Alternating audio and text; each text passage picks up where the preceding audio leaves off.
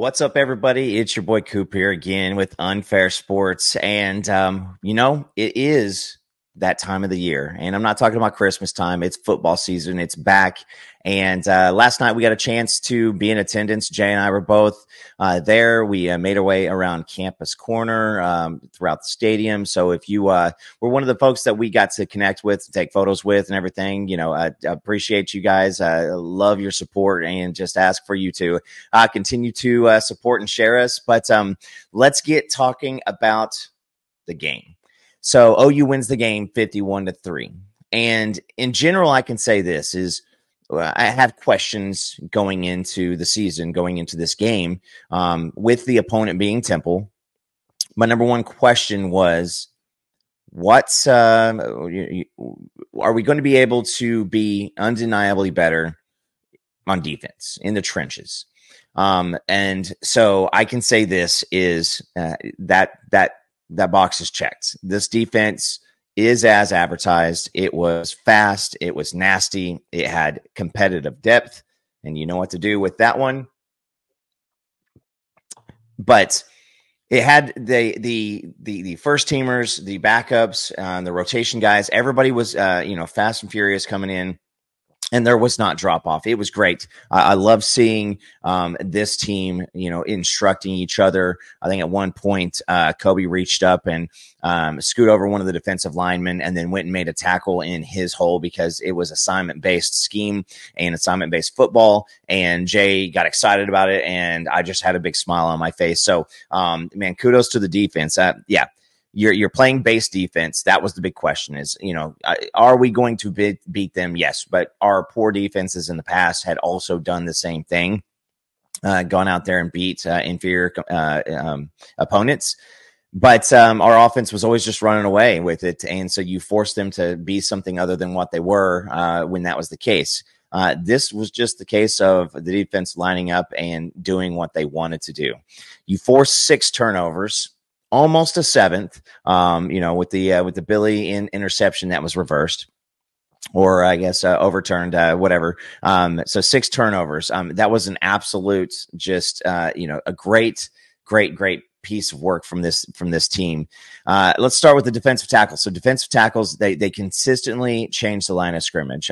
If it was a rush upfield or if it was just catch, it looked like the defensive tackles were doing what they were supposed to do throughout the whole game. And they actually changed the line of scrimmage so much at times that it was hard for the defensive ends to get home because the edge guys were there second after the interior guys. So, if you had any questions about the staff's, assessment of Jaden Jackson, let's go ahead and squash that right now.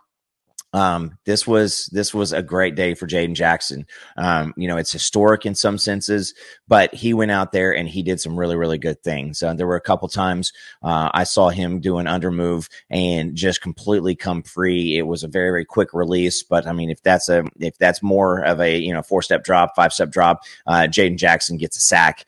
He consistently held his own in the line of scrimmage in the run game.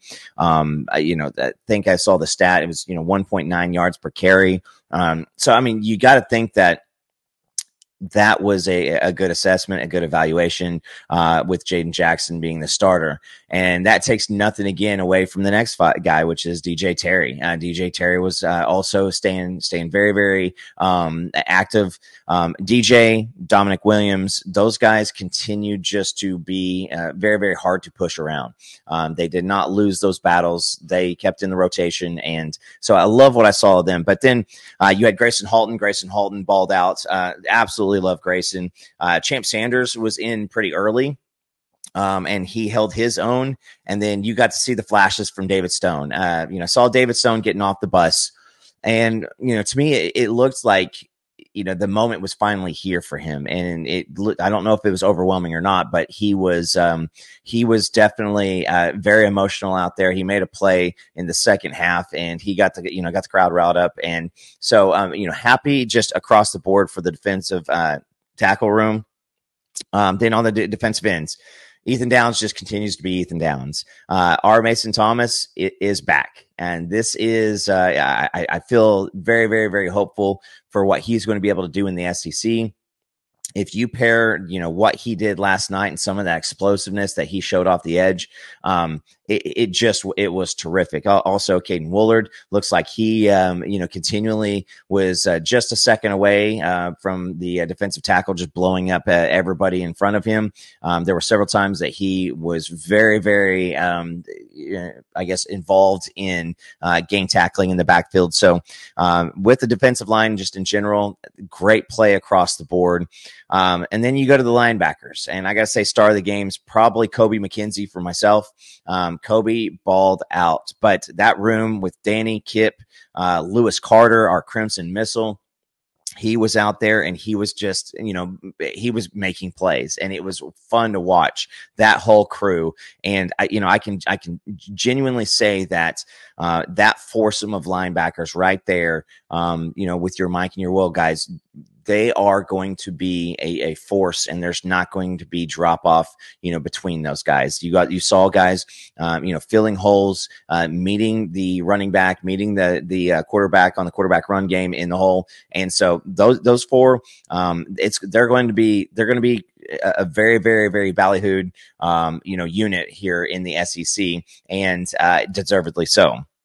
Looking at the cornerback, at the starting, you had Kenai Walker and Des Malone. I like this because both of those guys are 6'1" and 6'2", and these guys are both, they're big individuals. And so the days of us having a 5'9" cornerback trying to cover a 6'5" wide receiver, it feels like those things are gone. You add Gentry Williams in there, who, he did play sparingly, but he got out there. Just not much was asked of them outside of just, keeping short coverage. Late in the game, everybody just tried to keep everything in front of them. Jacoby Johnson got a bunch of run and good at playing experience for him, because, again, now this defense does not know what the offense is doing, and it is pure reaction at this point, scheme recognition, coverage recognition. So I got to say the cornerback room wasn't tested downfield.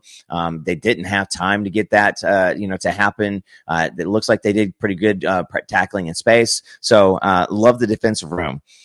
Safeties, same thing.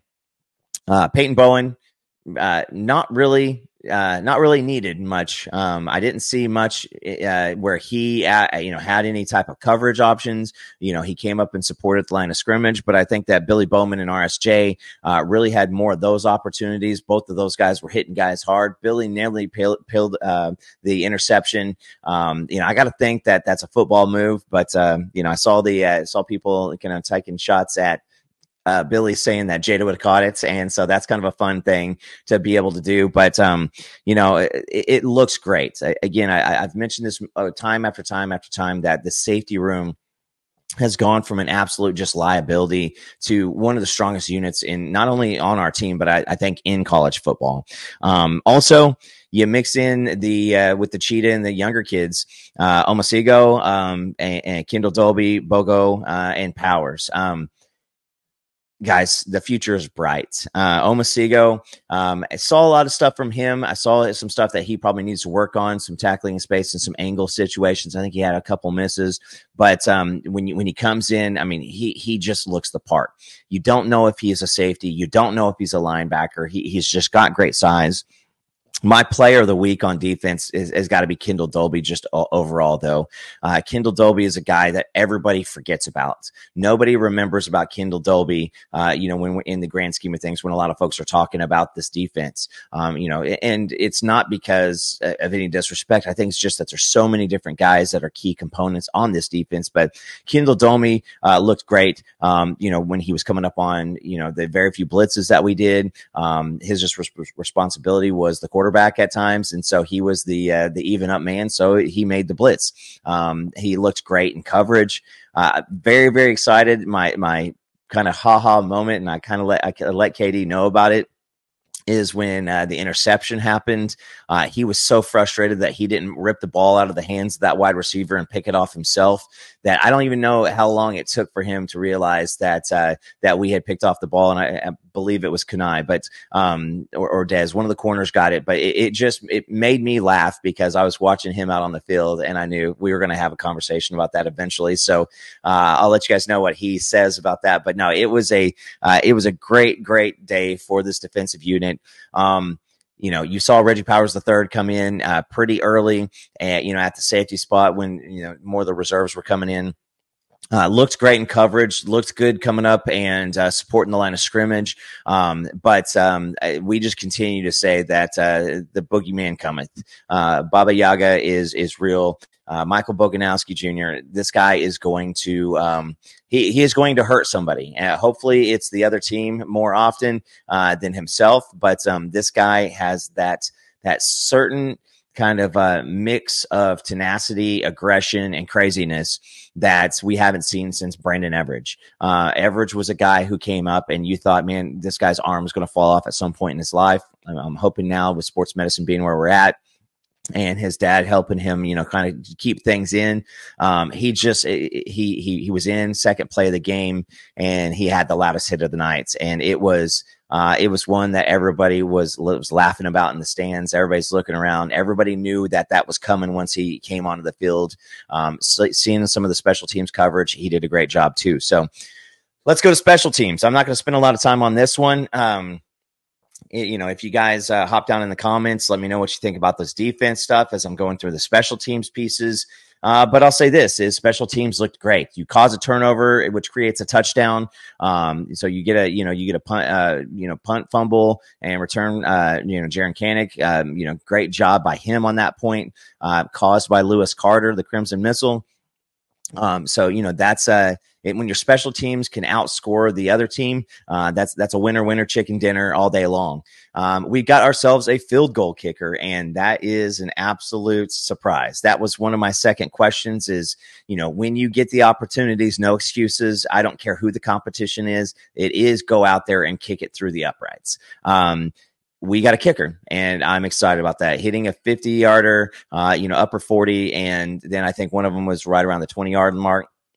Man, I'm excited about this. Keltner is going to be a great asset. I don't know if that battle's now closed, but if I were him, I'd just continue to practice during the week, stay humble, and don't kick fast food, because that seems to be something you don't want to do around here. So. Also, shout out to the teacher. I don't know if anybody saw it on the TV, but I had a fourth grade teacher who went for the Chick-fil-A kick. She almost got it. Absolutely was rooting for her. My wife's a teacher, so. But she had great form. She didn't burn the ground. She almost got to the uprights, but that's the only field goal that was missed by us last night. But shout out to her. If anybody can help her find, help me find her, let me know, because I definitely want to, send her a Chick-fil-A gift card just for being a teacher and support our teachers out there. So now let's get to the offense. I'll start out by saying this. I'm in the car driving to PG's house last night, and George Stoya's tweet pops up on my phone that during the presser that Brent Venables says, it was by design. We didn't push the ball downfield, on purpose. I'm going to go ahead and take the coaching staff at their word, because Jay and I talked through most of the night, and a lot of the folks around us, that it just looked like there was some kind of plan. It was, I didn't understand it. And here is my theory around this is I'm going to trust the coach at his word. Brent Venables is an honest guy. And if you've watched the interviews with the parents, I don't think that there's anything that shows me that I need to distrust him on these pieces. But when you don't push the ball downfield, after that first drive, Farouk catches that ball. I don't know if that's the one where he, broke his foot, because I've watched most of the game over again, and he was in for 2 or 3 more plays. He was blocking the very next play on a throw to Burks. So get to that more in a minute, but it looks like in that first drive where we scored the first touchdown to Bauer Sharp, we did pretty much what we wanted outside of the short yardage. Even though we picked up the 4th down conversion, we got about 1.5 yards, and it just that was the first point that I was a little concerned. But it feels to me that the coaching staff after that point was like, Jackson got hit on that throw to Farouk. Now he stepped up in the pocket and he did what he was supposed to do. It was a dime.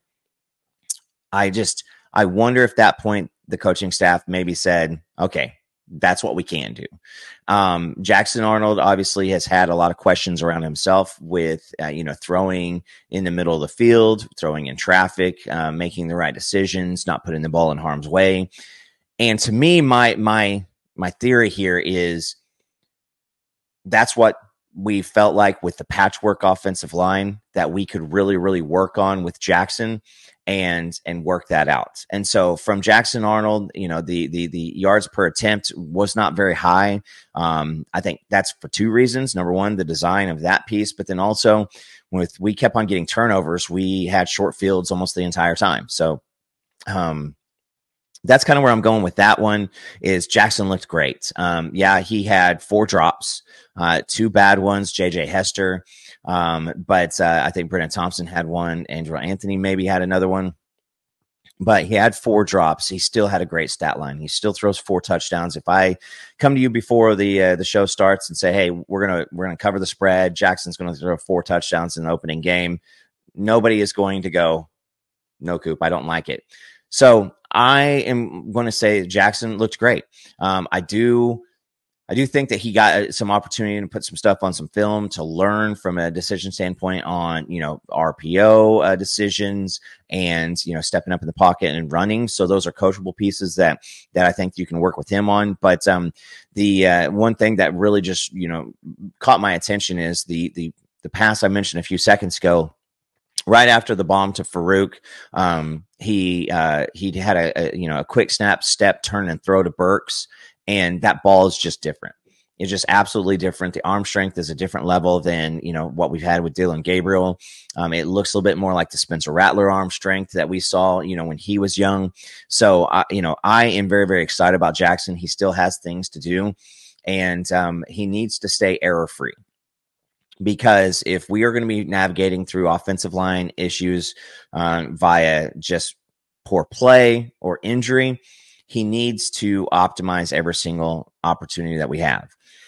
Again, this was a very, very vanilla offense. There was not a lot of substance to it. There was not a lot of trickery with it. It was essentially line up, go, and play. So I say this is that's a great piece for Jackson Arnold. The running game, the in stats make it look a lot better than it is. And it just is what it is. And that's the truth. And I want to be truthful with everybody. But from that 4th down conversion with Sawchuk on the first touchdown drive, that's when I realized that whatever's going on, I'm not motivated by. Then Hickman gets rolled up on, sprains his ankle. It's a high ankle sprain. If he was a skill position guy, I'm worried about that quite a bit more. But he still has to move around a lot. So, I expect it to be probably 2 to 3 weeks if that's the case.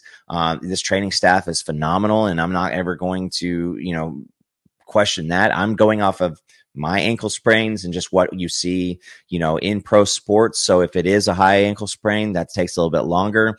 If it's a lower ankle sprain, like I said, the training staff at Oklahoma is phenomenal. So we might not see him next week. If he is back, then, I'm all for it. And I would love to see Branson Hickman back. You already had 2 other starters out at the snap of the football. And so now I'm not too happy with how you had to rotate some guys around. That was patchwork. I'll start with Tarquin. I think Tarquin, there wasn't anything except I don't think that I saw anything where he did phenomenal, but then I don't think I saw anything that just continually concerned me with him. I don't know what the situation is with getting the push for this offensive line. It almost looked like they just caught people, and it's almost looked like they allowed pressure. And if that's by design, if that's a coaching tactic, I'm going to trust them. I've never coached, D1 college football. So Coach Biedenbow is the guy that I say, is the best in the business. But, so that's where I'm going with this is I don't think that this offensive line had a good day. It was bad. There's the old adage for USPS and what can Brown do for you? my package arrived and it was bad. It was beat up. It was bruised. It was dented in, and I'm going to have to contact the carrier.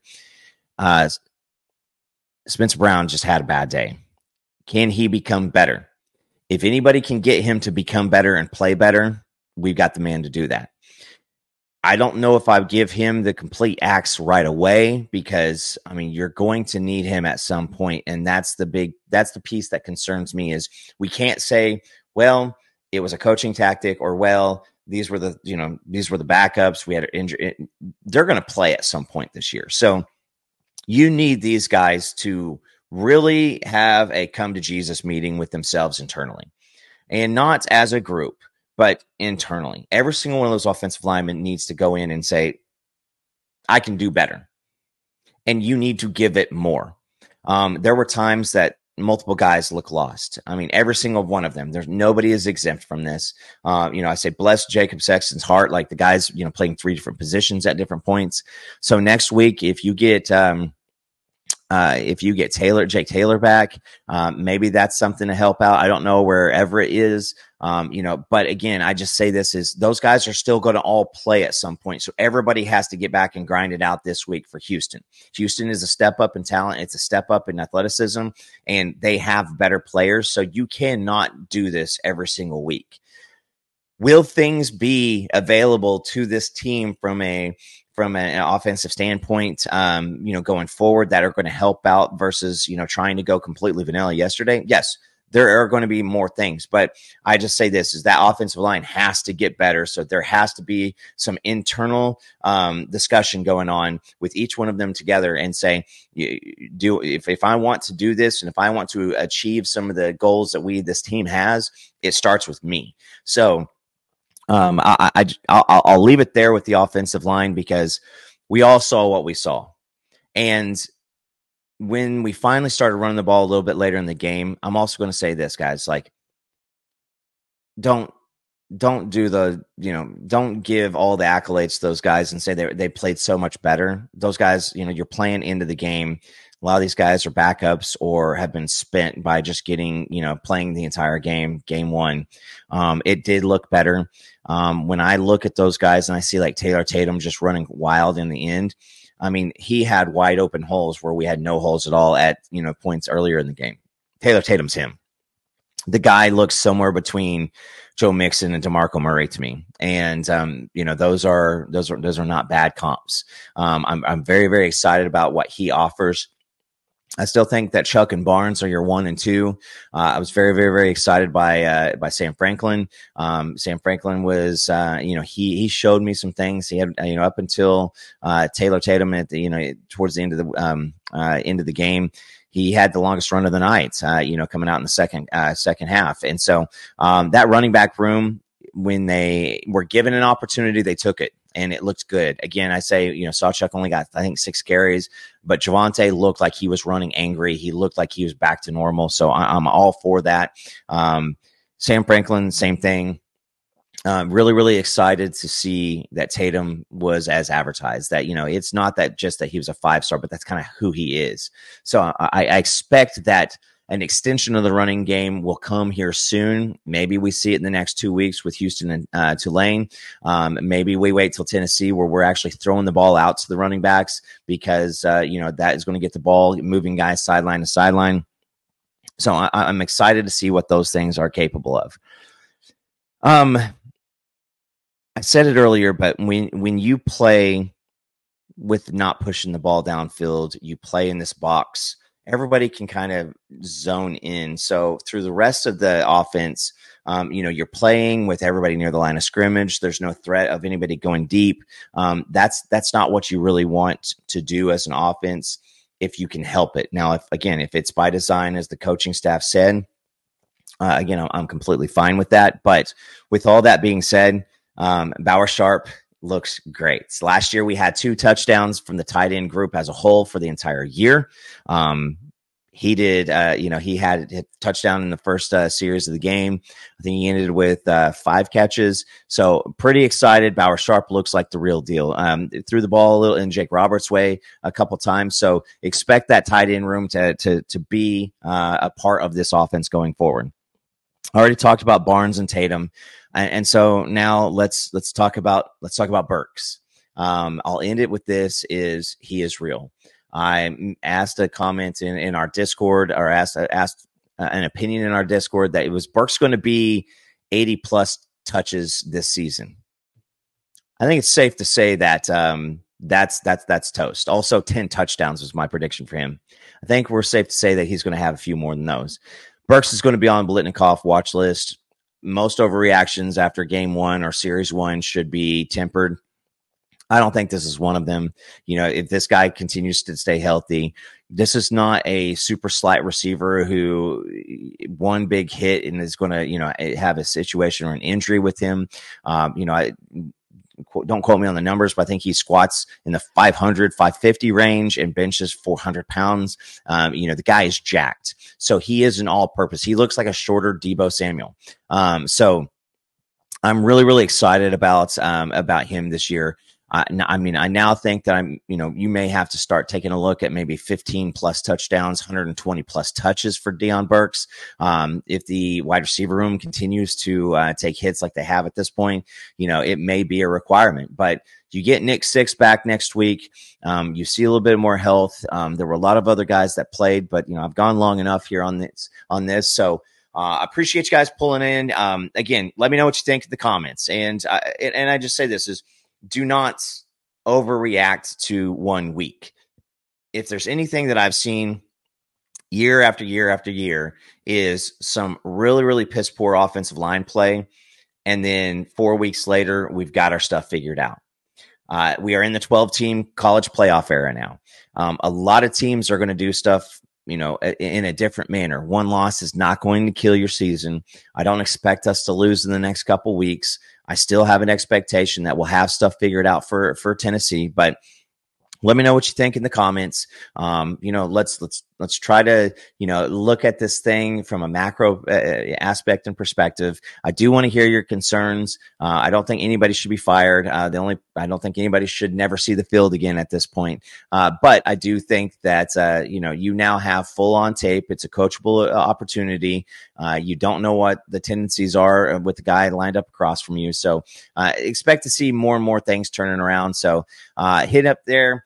Also, if you guys like seeing the OU content, help us out by sharing it with your friends. Hit the like button, the subscribe button. These things are what really drive us. So I appreciate you guys pulling up. Jay and I are going to be live tomorrow night, and we'll talk.